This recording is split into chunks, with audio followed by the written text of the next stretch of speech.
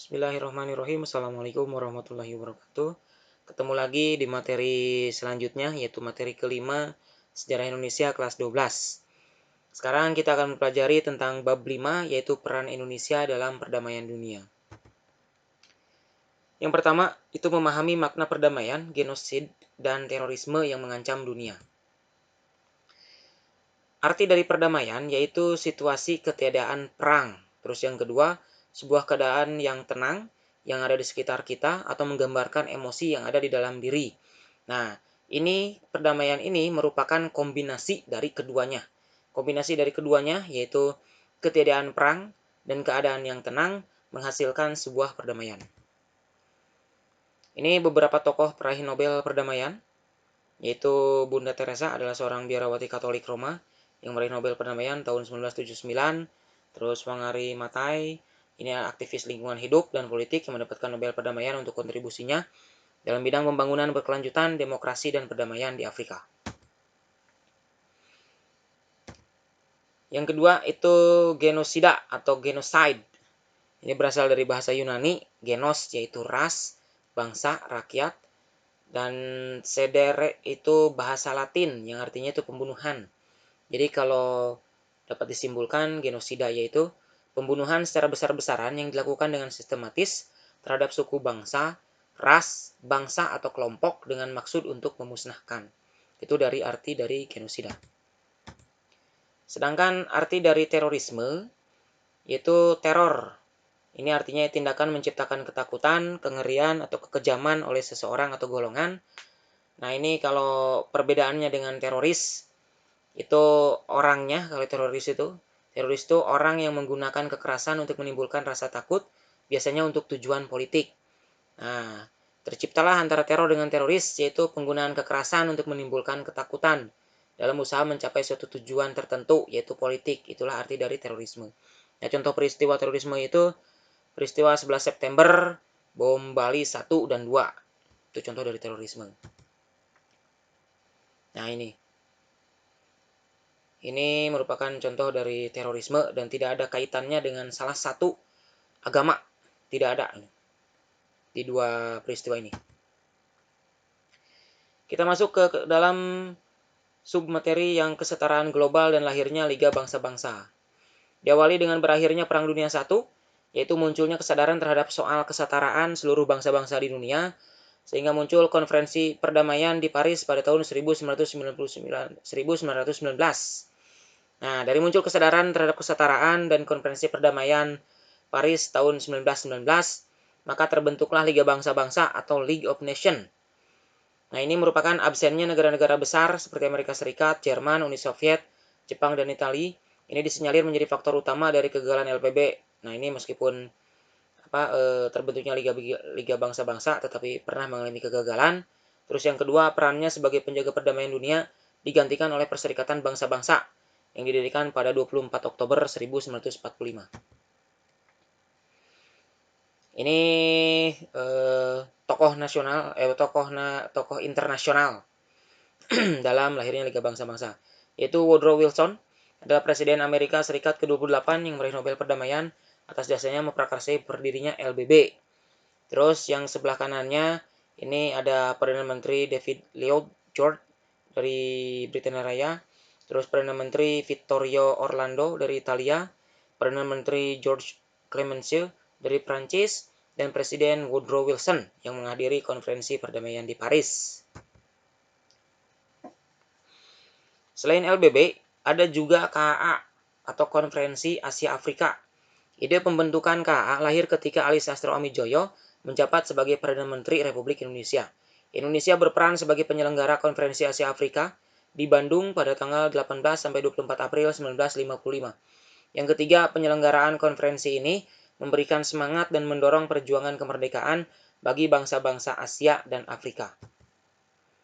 Ini tokoh-tokoh pelopor Konferensi Asia Afrika dan GNB juga, Gerakan Non-Blok, yaitu ada Ali Sastro Amijoyo dari Indonesia, terus Jawaharlal Nehru dari India, terus UNU dari Burma, Muhammad Ali Bogra dari Pakistan, dan Sir John Katelawala, itu dari Sri Lanka. Ini peran Indonesia untuk perdamaian dunia melalui lembaga-lembaga internasional. Yang pertama itu misi Garuda. Indonesia mengirimkan pasukan kontingen Garuda untuk bergabung dengan pasukan penjaga perdamaian PBB sebagai wujud bantuan kepada PBB untuk menjaga perdamaian ke wilayah konflik. Ini diawali dari Kongga 1, itu yang dikirim ke Mesir tahun 1957, terus Kongga 2 ini dikirim ke Kongo tahun 1960, terus Kongga 3 itu ke Kongo juga tahun 1962, terus Kongga 4, 5, dan 7 itu ke Vietnam, Kongga 8 ke Timur Tengah tahun 1974 sampai 1979, Kongga 9 Iran Irak ini yang dikirim tahun 1988 sampai 1990, terus Kongga 10 ini dikirim ke Namibia tahun 1989, dan Kongga 11 ini waktu dikirim terjadi perang Irak Kuwait tahun 1992 sampai 1995. Konga itu kependekan dari kontingen Garuda. Nama disingkatnya menjadi Konga. Terus selanjutnya yang kedua itu deklarasi Juanda. Yang dicetuskan oleh Perdana Menteri Juanda. Perdana Menteri Juanda menugaskan Mr. Mohtar Kusumaatmadja untuk mencari dasar hukum dan mengesahkan batas wilayah laut Indonesia. Pada tanggal 13 Desember 1957, pemerintah Indonesia mengeluarkan deklarasi Juanda. Deklarasi Juanda baru mendapat pengakuan dari dunia internasional melalui Konvensi Perserikatan Bangsa-Bangsa tentang Hukum Laut di Montego Bay, Jamaika, tahun 1982, atau Konvensi PBB tentang Hukum Laut, United Nations Convention of the Law of the Sea, UNCLOS. Ininya. Terus yang ketiga, GNB. Ini para pendirinya nih. Indonesia menjadi salah satu pelopor berdirinya GNB. Indonesia memegang kepemimpinan GNB atau Gerakan Non-Blok pada tahun 1992 sampai 1995 dan pernah menjadi tuan rumah KTT GNB pada tanggal 1 sampai 7 September 1992 di Jakarta dan Bogor. Lewat Jakarta Message, Indonesia berhasil memfokuskan kerjasama pada pembangunan ekonomi dengan menghidupkan kembali dialog Selatan-Selatan. Indonesia turut andil dalam menyelesaikan berbagai konflik regional antara lain Kamboja, gerakan separatis, contohnya Moro di Filipina dan sengketa di Laut Tiongkok Selatan. Foto ini merupakan para pendiri gerakan non-blok. Ini mulai dari yang paling kiri, itu Jawaharlal Nehru dari India, terus Kwame Nkrumah dari Ghana, Gamal Abdul Nasser dari Mesir, Soekarno dari Indonesia, dan Josip Broz Tito itu dari Yugoslavia. Inilah 5 tokoh yang menjadi pelopor berdirinya GNB yang sampai hari ini masih ada.